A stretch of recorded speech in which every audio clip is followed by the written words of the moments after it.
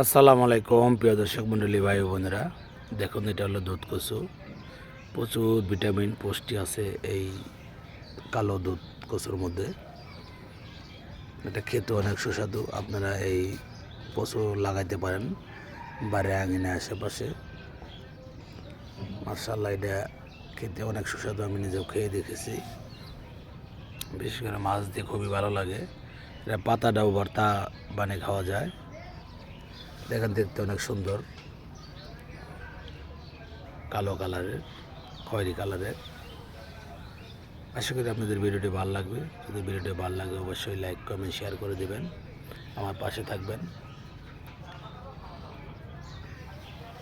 দেখুন, খুব সুন্দর একটা কালারের কচু। এটা দুধ কচু, বিরল প্রজাতির একটা জাত। আপনারা এই কচুটা আবাদ করতে পারবেন। এটা খাইলে খুবই সুস্বাদু, খেতে খুবই ভালো লাগে।